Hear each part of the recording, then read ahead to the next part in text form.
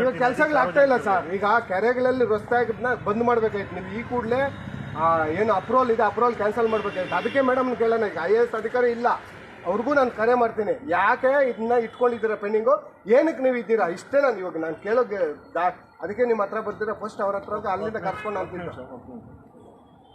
ಹೇಳಿ. ಅದು ಅಷ್ಟೇ. ಎರಡು ಇದು ನಿಮ್ಗೆ ಬರೋದು ಅದು ಮಂಜೇಶ್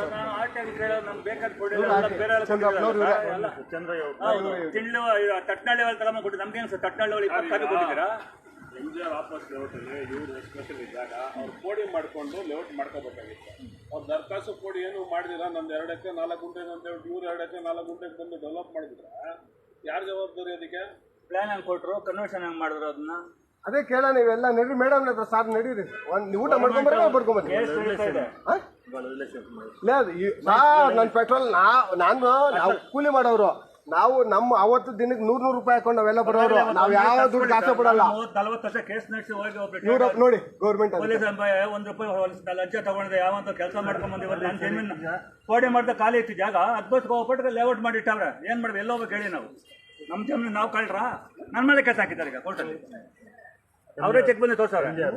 MGR ಉತ್ತರಕ್ಕೆ ನಮ್ಮ ಜಾಗ ಅಂತ ತೋರಿಸ್ತಾರೆ. ಉತ್ತರಕ್ಕೆ ನಮ್ಮ ಜಾಗ ಕೊಟ್ಟು ನಮ್ಮ ಜಾಗ ಲೇಔಟ್ ಮಾಡಿದ್ರು ಅವರು.